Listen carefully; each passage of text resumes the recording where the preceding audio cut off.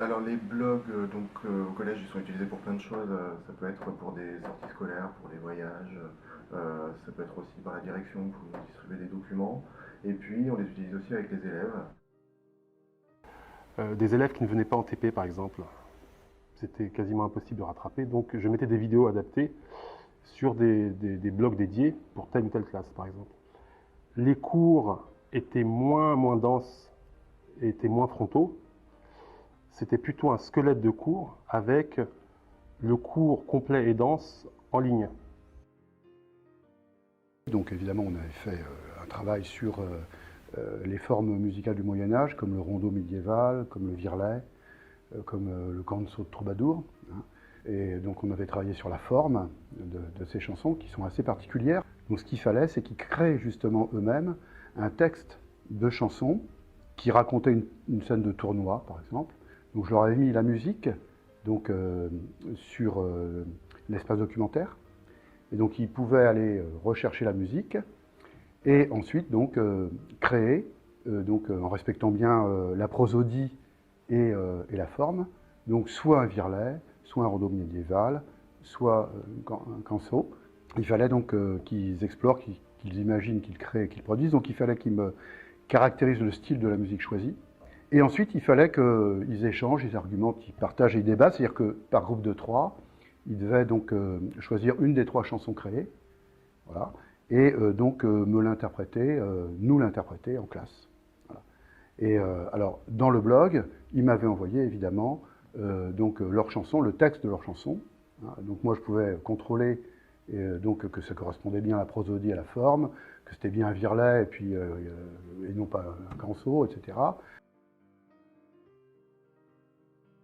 Moi je l'ai utilisé notamment pour une activité en cinquième sur les modes de production d'électricité, où les élèves travaillaient par groupe et chaque groupe avait en charge un mode de production d'électricité. Donc ils avaient des recherches à faire sur internet et ensuite devaient rédiger un petit paragraphe pour décrire ce mode de production. Une fois que ce travail était fait, les élèves ont dû à la maison consulter les articles des autres élèves pour découvrir les autres modes de production et compléter un tableau de synthèse. Voilà. Donc là l'idée c'était de faire travailler vraiment les élèves sur des choses différentes et de mettre en commun, voilà, de partager leurs recherches. C'était très facile pour moi. Alors pour les élèves, ça a été un peu plus compliqué. Hein. Donc j'ai été obligé de réexpliquer en cours la façon de faire, etc. Il fallait bien penser à enregistrer, puis publier pour que je puisse recevoir le blog. À chaque séquence, ils devaient utiliser le blog. Donc ils l'ont utilisé au moins 5 fois, si ce n'est plus. Hein. Voilà. Donc au bout de la 5e fois, ils commençaient un peu à être rodés. J'ai expérimenté cette année donc, parce que je me disais, parce que si vous voulez, en éducation musicale, donc il y avait un certain nombre de compétences justement du style, par exemple, explorer, imaginer, créer, produire, ou bien échanger, argumenter, partager, débattre, qui n'existaient pas vraiment en fait avant la réforme. Et je me suis demandé, mais comment est-ce que je vais pouvoir mettre en œuvre ces compétences?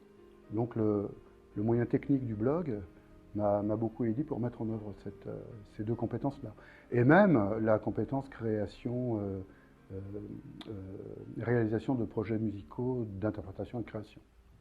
Ça m'a vraiment beaucoup aidé.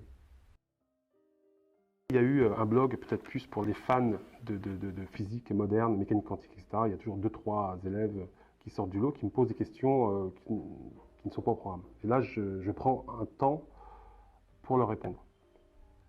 Le résultat était assez positif parce que les élèves ont bien accroché aussi. Ils étaient très enthousiastes. Il y avait une vraie participation orale, il y avait un vrai investissement, on va dire, d'interprétation et de création en même temps. Donc ça, pour ça, c'était très positif. Voilà.